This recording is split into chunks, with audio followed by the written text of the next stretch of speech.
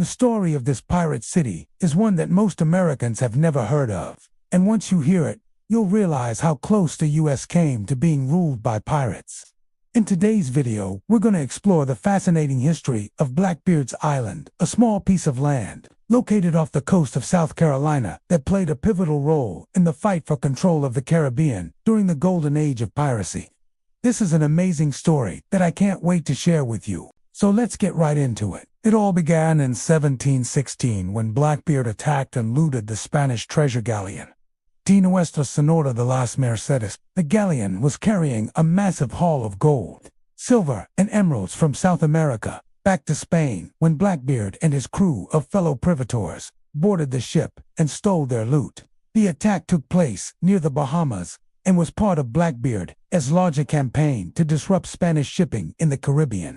He had previously attacked other Spanish vessels and was known to frequent the waters around the Bahamas, Tortuga, and Port Royal. But this particular attack was particularly lucrative and made Blackbeard a wealthy man. Blackbeard was a notorious pirate captain who operated in the Caribbean and along the coast of North America in the early 18th century. He was known for his brutality and ruthlessness and was responsible for the deaths of many people, both pirates and civilians alike. Despite his violent reputation, Blackbeard was a skilled sailor and navigator and was able to evade capture by the authorities for many years. He was eventually killed in a battle with British naval forces off the coast of North Carolina in 1718.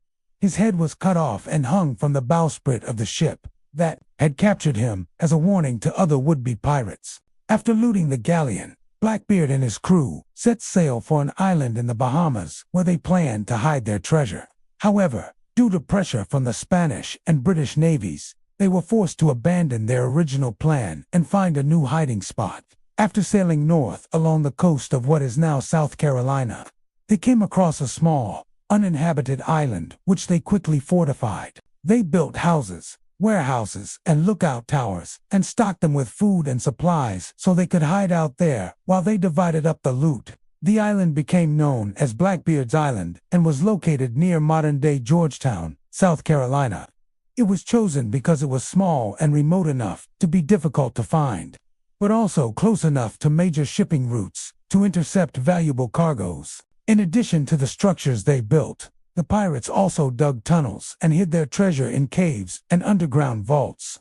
They buried chests filled with gold, silver, and jewels, and then marked the spots with cryptic clues so they could retrieve them later.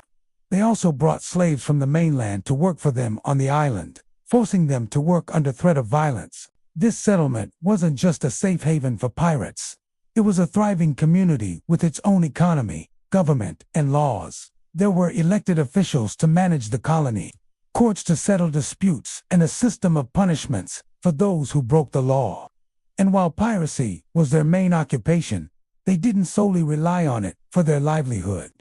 The island had fertile soil and a warm climate, making it ideal for growing crops such as tobacco, cotton, and indigo. They also raised livestock like pigs, goats, and chickens, which provided them with a source of meat and leather.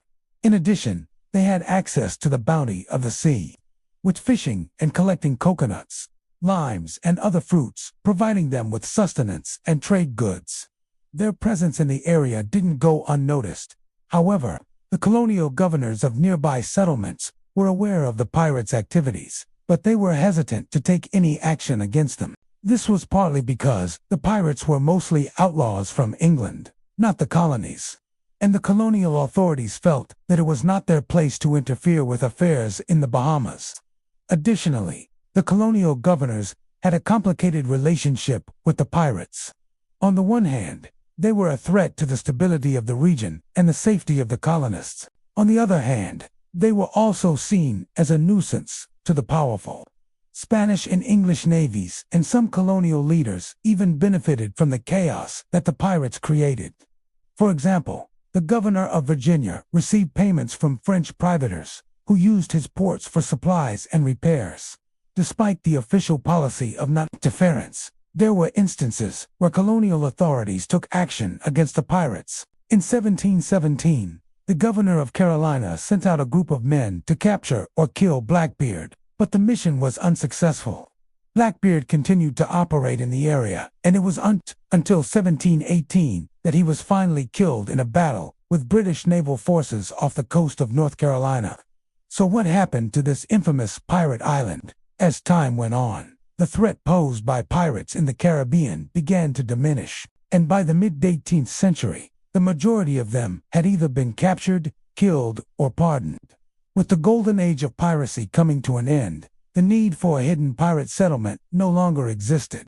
Most of the infrastructure built by the pirates on the island had fallen into disrepair, and the small population that remained on the island either left to seek their fortune elsewhere, or were absorbed into the nearby colonial settlements. Today, there are no visible remains of Blackbeard's island or the pirate settlement that once stood there.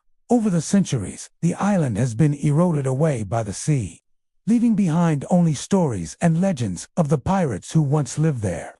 The only physical evidence of their existence is a small collection of artifacts that were discovered in the 19th century by a group of men who were salvaging a shipwreck. The items included coins, jewelry, and personal belongings, such as a silver toothpick and a brass button that were consistent with the time period and may have belonged to Blackbeard himself. There have been various attempts over the years to locate the exact site of Blackbeard's island, but without any definitive evidence of its location, it remains a mystery. Some historians believe that it was located near the mouth of the St. Johns River in Florida, while others believe it was near the Outer Banks of North Carolina. The legacy of Blackbeard and his fellow pirates continues to capture the imagination of people around the world. Their daring adventures, their battles with the navies of colonial powers, and their struggles for freedom and independence make them fascinating historical figures. And while their impact on the course of history may not have been as significant as that of other more famous revolutionaries, their story is an important part of the history of the Caribbean and the Americas. If you enjoyed this episode, please leave us a like and subscribe to our channel. We have a ton of fascinating topics about maritime history still left to cover, including more stories about Blackbeard and other notorious pirates of the golden age of piracy. We hope to see you next time for another adventure. Thanks for watching.